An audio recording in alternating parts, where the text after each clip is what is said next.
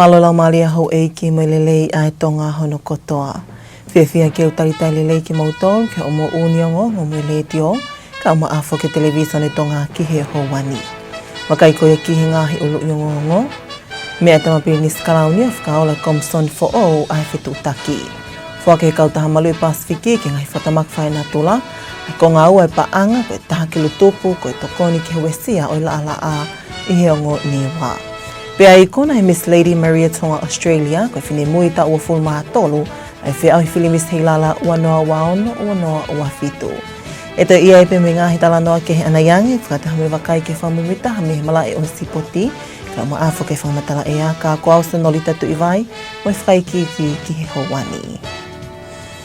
Ko e makamaile ke sektoa e whetutaki i he whaiwhaiange pea kakato ai ngā aue ke ona whakotua e Komson i whetutaki i Tongani. Nei mea tamapili ni skalauni tu poutoa olu kālala o whakaola e sino ngāwe ko e ni ai ako e Komson whetutaki a Tonga pe ke he ofisi fo o ke nau ngāwe aki. Ko e toki fuafua whakotu e ni Tongani ha sino ngāwe makehe ki he whetutaki ai ako mahino ko sino ngāwe tau ta aina e ni mei he pule a ngā. Ko hili ene tali whalia lea ngō lau e oa ai koe lau ke whetutaki ua noa tahani ma, mo e lau ke Komson i whetutaki ua noa ua noa. E mea tamapili ni skalau ni tu poutoa ulu kālala na ane pehe, o ku omi e he o ngō lau ko i niha halafononga mahu inga ke muimui ki ai a Tongani, i e mahino ko i hake mai ai taau e kua ngā, ko pau ke tau whawhalala mo whate fito i he whetutaki. Nāne tue mea pehe ko sektoa eni o kaha mo lofia ke whakatoka ngai, ka ko sektoa eni o whate fito ai hangawe lava mea. Kai ke whetutaki ai sektoa ko eni e ikai ke a osia hatau mo a ngā ue. Nei o ke he pilini skalau ni e whima o ke whakamahu inga e sektoa whetutaki, ka hui ko sektoa eni o talui kakato ki he kaukai, pea o ko whingai ake wao whime kakai kotoa o kamata pe mei he kautaki whanua o au ke ni ihi o e kakai whingataha ia whaisi no. Lolo tonga ni whaike eke a ngonga le te o tonga me pule lahi potu mai Maydex, ne akau ola nani pehe, ko e tau mua ngawe ko e nine ospaila te i mai pe mei he ta ua noa tahani ma, ka koe tok whakakato eni hakau ngā aue mo patset whapaanga, ke whakotuha a ofisi makehe ai Komsoni whetutaki. Nei whamala ala akau ola ki ngahi kautaha kuna whakamalu i ongo lao, pe Komsoni whetutaki ko e ni mohona o ngahi whatongia taktaha. Ka koe uhinga ene taua taina, ke lava he sino koe ni o tuo hange ha toko taha kune hanga o siofi, ai ngā au e kuwhai he kakai koe he industry pake sektoa, ka ua e ngahi sino o telecommunication, tau whakataata pe TCC, Digicel, One Talk, koe ngahi tawha koe ki he tonga K-pop, nau tonga ngai koe K-polo, koe tawha aki subsector e taha i he fo i sektoa ka kato pe koe communication ni ko ki motolu media, ngahi retio, koe UTV, o tatau e peo au ke ngahi social media. Ka atoa ki nau tolu, o koe e nau ngahi whatongia o ku whakahoko i he sektoa koe ni, o ku nau i he malu pe o e sino koe ni kene siofi. Ke whakapapau o ku i kai ke fuu koe haha whainga rea whakahawao pe ku Kai whakapapau o ku lerei e mea kotoa pe i he whaifatongia he whanua ki motor ko ni, media pe mo telecommunication company operator. Mo mea mahu inga taha koe kakai. O ki nau tolo o ki nau hanga o mau ai lerei o ngahi service koe me ngahi sino kou talanoa ke. Ko sino rewa koe ni kune siof kalukfua. Ka whaiwhaiang koe ha mea i hanga he tau whanonga tuhono, whakahoko e lao, whakahoko tau ngai whatongia o koe ke ongo i he toko taha operator, porque service provider, o ku kai ke whie maari, e ku hinga ko ngahi mea, o ate pure anga, po ngahi kupke, o ku malama ke hau ke sino koe ni, o talanoa ki ai. Pea ka pau ku lawa rewa ke whakarere e lao, pe ku ngahi tutu ni ngā ue, ke ni hanga o whiau ai whakaamu e whie mau, e taim tatau, e ke isi o pe Komsoni, koe ngahi ngā ue, me ngahi whakarere koe, he kai hoko e ka hamea, e ue sia e ka kai whanua. Tau whie mau pe, koe ngahi principle mau inga, i ngāwe koe niko tui ma ke hange pe me tu tawa taina ka ko pau pe ke tokoni mai sino koe ni ki he pure anga mo motol media mo ngai sino whekaukau aki ke whakapapau i pe o tau ngā onu pe i he whaifunga waka o e whetutaki o kune o mai ha service ke he whanua o ku tūloa sustainable whalalaanga reliable pe kai ngatai o ku malama ke excess to ta ko to ape pe ku ke I haki I motu I hapai pe I vava na mo ngo niwa o ku ke ongo I pe ke mau ai lelei o service ko ni I communication ni o tatau be hafeto. Nā te pehe akau ola koe whatungia te whito ai komson whetutaki ko te liwi kakato ki ngai kautaha whetutaki ke wakaiha palan whotuutuu mō ha whatu hangahi tuutuu ni ngāwe ke nau Moimoi pāo ki ai. Mahu inga beto pe ai whengawe aki. Koe pure anga unofo I olunga ke ne sia whakalukfua. Kawai pe mo sino koe ni. Ka sino koe ni o toi ki I tau pehe kutaha I foia ke toi ki I focusang pe ene sio ki he ki motolo kono whatongia I he tawhakoe o whetutaki moe kakai. Ka koe time ta tau o koe peho tau ngai whatongia ke siofi. Te maulawa pe me pure anga siofi o koe ai ngahi tō no he kai lava ke whauha polisi ke o mai ki he sino koe ni ke whaihano talanoai ke whauha lao pe whakalelei halao pe o mai halao fo pe katutu ni ngawe fo ke lava pe ke ne whakama opo pe kihererei ange. Ai koe time lahi ke ko motolu. E kai ke fu makupusi he pure anga be machine ko ni ke chef me kai lava ke mo tokon mai o mo fra he ko mo tolu o mo hanga fra hoko fatongia be mo wo fiange e time lai mo tala no me kakai ka gua ha to no wa he lao a honi mo tu tunga a honi o lava ko sino ko ni te mo lava o mai ki ai o fra hoko mai e lava ke tau sio ngi mo ke ta fa ko ma wo yo ku kai ke fu sai ga ma tol e mau whakako ngā ue he tuunga lawe a honi. Koe tau mua e me whakaukau ke hoko atu, ke whetoko ni ak, ke koe umone la, koe teknolosi ai I hinga hita whake heke, wawe pite ni ririu. Paku wai tai milahi o tuai ngā unu e lao, mo tuutuni ngā ue pe mo palani whakalokufua e whanua, ke mui mo turi fua ki ai. Koe komson whetutaki a Tonga o kusea e whaiwhikao sa miwela whanua. Te konsea a Rosamond Bing, pea me mi pai a lano whanua pea mo hexto whiwhita. Koe uhiko kei whiawa Tongani mo e whaahita o El Nino, pe koe o kulahi ai taimi la nei le ko te hango niwa ai si ai uhana e toai, I he mahina ko me o whakahoa ki hanga maheni. Ka huka wesia ngo niwa I he whiliwaki o ea nei whaake kautaha malu e Pasifiki, ke ngahi wesia o e whatamak whainatula ai paanga e taha kilo tupu ki he pure anga Tonga, ke tokonia ngahi whamili I he ngo niwana ana wesia I he lala ako eni, I he mahina ko me. Ko e polo kalamani na e ia tōne whaiongonga whaleni vai whanua tū Paula. I he whaike eke a ngonga le iti o Tonga mo e pule lahe kautaha malu e Pasifiki pe Patrick a holoto palu nane pe he. O ko kawa Tongani he me mi pa kautaha malu e Pasifiki pe a kua swahua to e tohi kore malu e Tongani ke he taimi o la ala aha. Ko e pese te pe ene wanoa pa anga tokoni me he Patrick ke hongo niwa ke uhika wike e wana e whiawai a hongo niwa mo e la ala aha I he mahina ko me e. Ko Tongani ko me mi pa pe ia o regional organisation ko ni hangai ko na me mi pa ko he forum secretariat o other regional organizations na nau whakatau rewa nau policy ke he drought ke he la sai ko paanga gogu whae ki ngau ko he kautaha ko ni o ku hau ia kaua Britania sia mane sia pani mo Amerika nau mai lau mele na lahi I kautaha ke tokonia e whangi whanua iki kaua Tonga mo te Pasifiki I hono tokangani e kina ai kina utolofu na e hoko tonu ai la be koe a wha be koe mofuike be koe ai koe katoa sai na whakataure polisi a Tongani ko ne polisi ko ia ki he la na e ua ai ki fo I tawhaaki u tau pehe wai fo I trika ko trika ko ni ko trika no fika ku ilofa palangi ko early actions be ko anticipatory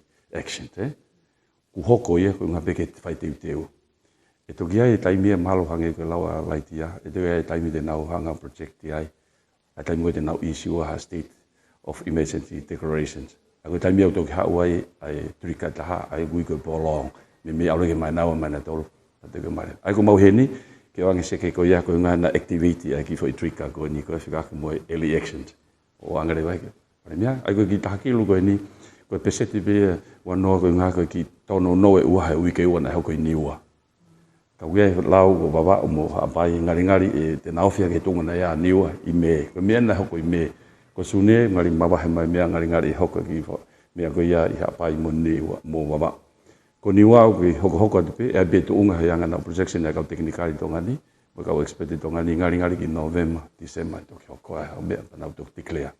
But as of now it's more like a late situation, eh? Lo tonga ni na te pehe e palo, ko tu owa aki eni a e nau totongi mai e paanga malu e Pasifiki ki niwa i he tauni pe. Na ne te pehe ka hoko ate la ala I tongani ko pau ke totongi malu I mai I he kautaha a tongani. Owa kene pe meni mai he for early action trick up ko ni ki tongani. Laki kamatana e maka mai na newa mi ai ki niwa be. Ka ke mana tu pe ko ni ku siong fa maman la mai ko taime ne el nino. Mai ne lai la yange ai la a o tangu la ai go ai fono Pasifiki. O pau be ke fa fono ko tanke vai la lo fonua. Ko pa be fe ma ya fa ya. Ai tau yanga go fa fua mo fa fua ka mata tau. Ngari ba ya fa la hia. E lai ni gona sa no ni me ke na o mai ke bai ke fa fono. Ai go tu o ne a trick up ni. Ko ka va ka to ko ke la ai tonga ni fenga mo valu kilu tupu. Amerika. Ai ka hoko be trika o activity trika pa be ke to mai ki tonga ni. Ka pa po long lo anga me to ka o le va to tong la hia. Ka ko nga ko natula me ko ni ke hia me natula malu fa banga normal or micro level. Ko ni ko 7 level ko macro level.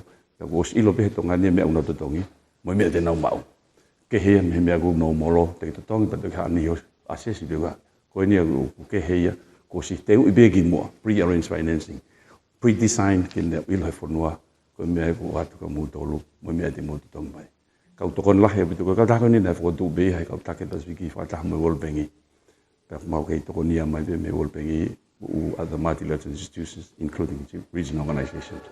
Kai ke whakai ke ngonga le te o tonga mo tokon tala whikaulah ya Pilitania ki tonga ni Melissa Williams na ane pehe o ko kei toko pāka kato pea Pilitania ke whakapaanga kautaha malu e Pasifiki ki ona tofa te panga tokoni ko ia ke ngai whanau e Pasifiki ai o kwesia mei he whatamaki whainatu la.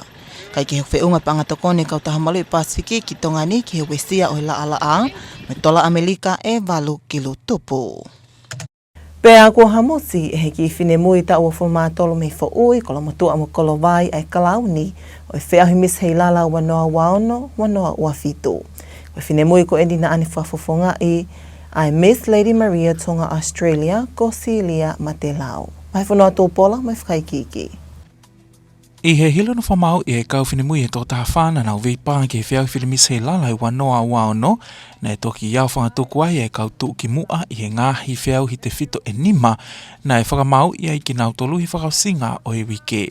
Ai ne whamau I ki nau tolu he whiau hi tali whehui, whiau hi tali e niti, whiau hi tau olunga, whiau hi teunga matatahi mo e whiau hi teunga tu whanua I he ilo fo'ou. Ko I kuna ke whiau hi Miss Hilala wanoa waono na e whakalauni ai Miss Lady Maria Tonga Australia ko Silia Matelao. Whikaua kei e Miss Masani Connect Ministry of Tourism te ki whaiwai hakau tui tamake. Whikatolo e Miss SNS USA lava hi ka kalahingoa e sau. Whikawhaha ai Miss Takeaway Creation Miliane Brown. Pea whikanima e Miss Tonga Australia Antiveniana Talia Uli. Ko e hamusi ko eni he Miss Lady Maria Tonga Australia I kalauni ko e hilia ni tūkimua I he whiau hi tali whehui, tūkimua he whiau hi tali eniti, tūkimua he whiau hi tau olunga pia te tūkimua I he whiau hi teunga matatahi lelei taha. Ka e whikaua I he whiau hi teunga tuwhanua I he ilo fo'ou. Na e whaki mai ngāhi pale makehe e fitu ai ane kau ki hene Miss Personality ne ikuna he Miss Ewa Petiola Masila. Matamata lelei taha I he whaita ko e Miss Photogenic ia whakataha pa moi vote e kakai he interneti ki e whinemui mana kua taha e whiauhi ko e Miss Anana USA ko Rachel Reed. Ko e pale ki he teunga kakala lelei taha o e whiauhi taolunga ne maui e Miss Lady Maria Tonga Australia Silia Matelao. Lelei taha I he teunga taolunga ngau he ilo fo'ou ko e Miss Masani Connect Ministry of Tourism te ki whaiwai hakau tui tawake. Ko e pale lewa ki he teunga polo lelei taha, whataha pe mo e pale e takmamata ne whakia ki he Miss Tali ki whisi mele maafu. Koe makiheanga foki ai whiai whili Miss Hilala i tau ni, koe to i kau mai o whatataha i e kau Miss Hilala na nau i kuna. Mo kau i he vei pā o i ngahi whili Miss ne whakahoko i ngahi tau ki mua. Ne whamawhana i te kau mai ko ia, a te si leila tol tau ko ia na ne kuna i whiai whili Miss o i wawhi mawhitu. Whataha pa mo ne whafunga i leia ta tongani o ne to i kuna mo i kalau ne Pasifiki he tau ko ia i he wawhi mawhitu. Ko e whamumitaha pe fokia hono kai he ase tongani e kalau ni ko ia ai Pasifiki. Kai ke he koe Moimoi eni he Miss Hilala malolo ses ana tau mui peau, ai kalau ni ke Miss Hilala lolotonga siria matelau ke ne lele aki e ama i he tau kakato e taha. Uni o ngongo whaloto whanua ia me le te o tonga mo i television tonga ki hauan te tawa kai rewa en ke whamumitaha me mal ai o se poti whahoko te pia oli e.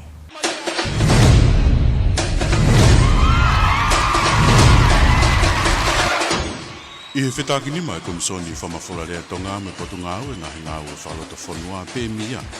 Malawa i ke whamawhora te mala e sipoti me whiahi Super Rugby Pacific wanoa ua no. Whamalo ke 8 minista me tawai sipoti ai potu ngāu e i whenga e aki ua whakahoko.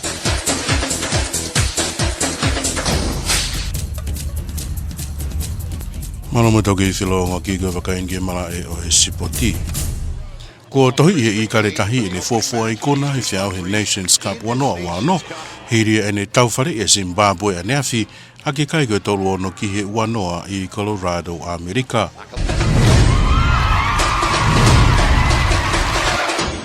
I he whetaki ni mai komisoni whamawhora rea tonga me potu ngāu e ngahi ngāu e whaloto whanua pe mia. Malawa i ke whamawhora te mala e sipoti me whiahi Super Rugby Pacific wanoa wano. Whamalo ke 8 minista me tawai sipoti ai potu ngā we i whenga e aki ua whakahoko.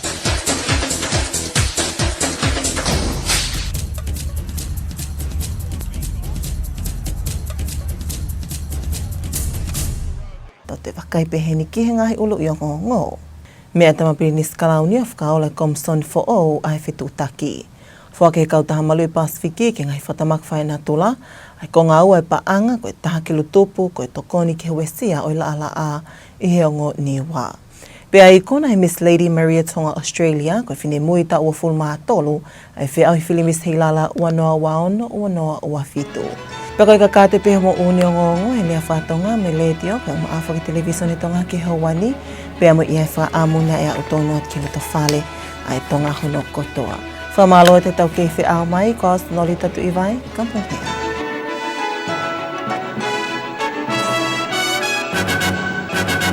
Good evening and welcome to your English news with Radio and Television Tonga for the hour. Leading our headlines for tonight, His Royal Highness the Crown Prince Tupotoa Ulkalala officially launches the new Communications Commission. The Pacific Catastrophe Risk Insurance Company releases its second disaster payout for the newer drought. And Miss Lady Maria Tonga Australia crowned as Miss Hilala 2026-2027. We'll have these and more stories coming up later on in this bulletin, as well as the latest from the sports scene and the latest weather update. Now for the news in detail, I'm Vahafanuatu Paula. A major milestone has been reached for Tonga's communications sector with the completion of the establishment of the new Tonga Communications Commission. His Royal Highness, the Crown Prince Tupotoa Ulkalala officially launched the Communication Commission over the weekend and opened its new offices. Senolita Tuivai reports. This is the first time Tonga has established an independent regulator body dedicated to the communications sector. The Commission operates independently from the government. The establishment follows Parliament approval of two key pieces of legislation, the Communication Act 2015 and the Communications Commission Act 2020. During the ceremony, Crown Prince Tupotoa Ulkalala said the two acts provide an important framework to guide Tonga as the country continues to move into an era where daily life and essential services increasingly depend on communications. The Crown Prince called for greater recognition of the importance of the communication sector, noting that it serves the entire population and works closely with everyone, from the nation's leaders to people living with physical disabilities. This commission rests on two acts of parliament, the Communications Act and the Communications Commission Act. Together they give us the legal framework for a sector in which I need hardly say our daily life now depends. These acts set four plain principles: infrastructure that is efficient and dependable, and networks that hold up when most needed. Markets that are fair and competitive, so no monopoly may take advantage of the consumer. Services that are accessible and affordable, so no Tongan is priced out of connection. And a sector that answers to its people, for technology exists to serve human lives and not the other way around. Under the second act, the Commission stands as an independent regulator, charged with enforcing the framework in the public interest. I will ask you to notice that word independent, as the CEO has said, it is not a formality. It is what allows the Commission's decisions to be made with integrity, transparency, and accountability. And it is that, in the end, which earns the public trust, protects the ordinary consumer, and persuades serious investors that Tonga is a market worth their confidence. This matters because communication is no longer a luxury for the few. It is very nearly a necessity for all of us. They let our students draw on the whole library of human knowledge without leaving a classroom in Tonga. They let our clinics save lives by telemedicine and let help travel quickly across water when it's needed. They let our farmers, artisans, and entrepreneurs trade with the world without leaving home. And they let families scattered across the ocean still hear one another's voice and keep the bonds that make us one people. For a nation made of islands, this is not really a matter of technology at all. It is a matter of sovereignty, resilience, and survival, of whether we stand together or apart. It strengthens the unity of our nation, and it supports economic and social development on every island.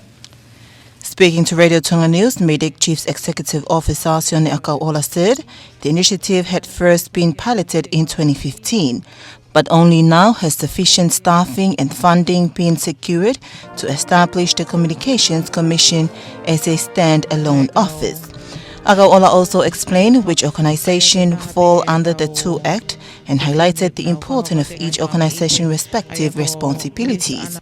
He further stated that the Commission's primary role is to oversee communication service providers by reviewing their development plans and establishing the regulatory rules and standards they must follow. The Communication Commission of Tonga is chaired by Reverend Samiwela Fonua. The Deputy Chair is Rosamond Bing, while the other commissioner are Lano Fonua and Hexo Fifita. The Pacific Catastrophe Risk Insurance Company, or PCRIC, has released the second portion of its disaster insurance payout to Tonga, providing at least 100,000 pa'anga to support families affected by the drought in the Niues during May. This follows Tonga's continuation of experiencing El Nino conditions, which have resulted in prolonged dry weather. Rainfall recorded in the Niues during May was significantly below normal. Sonolita Tivai again with the detail. Tonga continues to experience El Nino conditions, which have resulted in prolonged dry weather. Rainfall recorded in the 2 Niues during May was significantly below normal. In an interview with Radio Tonga News, Patrick Chief Executive Officer Ahalotu Paula said Tonga is a member of the Regional Insurance Scheme and had already submitted its drought insurance claim. Paula said the latest payment represents 20% of the total insurance payout, reflecting the 2-week period that the Niues experienced drought condition during May. Paula also said this is the second insurance payout made by Patrick to Tonga this year. He added that if the drought continues, Patrick will make further insurance payment to Tonga in accordance with the policy. Meanwhile, the British Deputy High Commissioner to Tonga, Melissa Williams, told Radio Tonga News that the United Kingdom remains fully committed to supporting Patrick and enabling it to continue providing financial assistance to Pacific countries affected by climate-related disasters.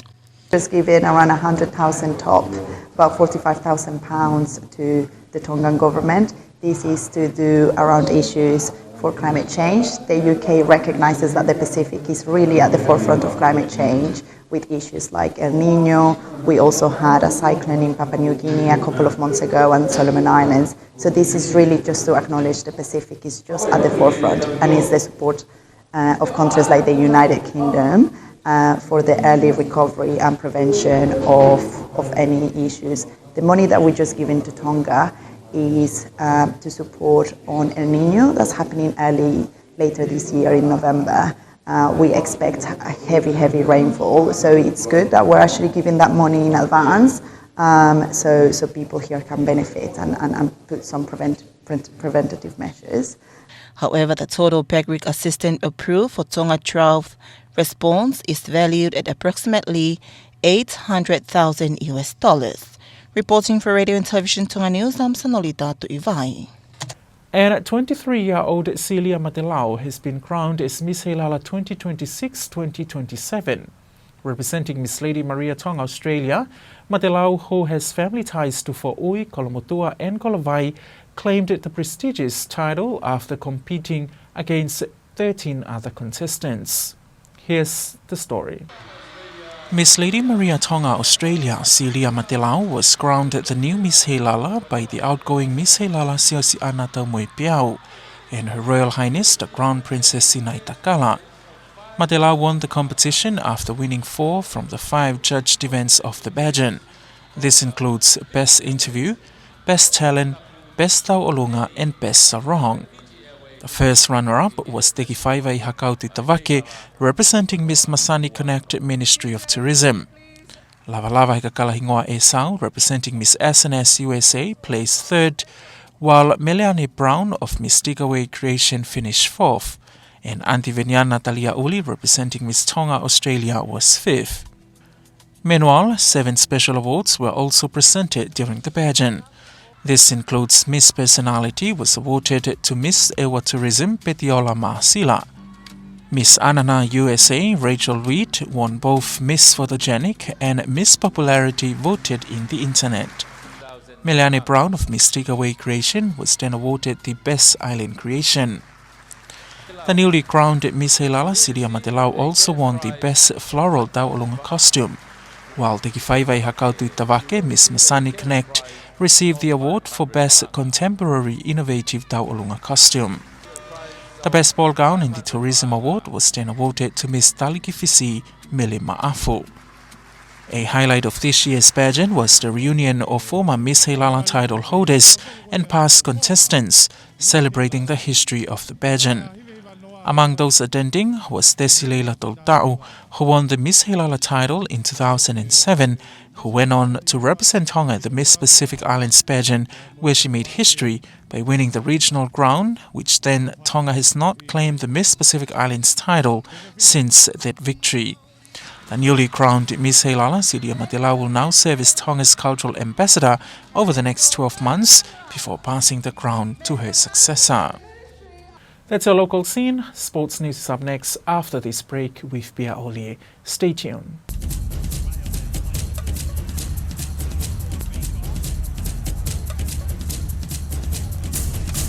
Welcome back in sports. The Ikaretahi had claimed their first victory at the World Rugby Nations Cup, beating Zimbabwe 36-26 in Colorado, United States.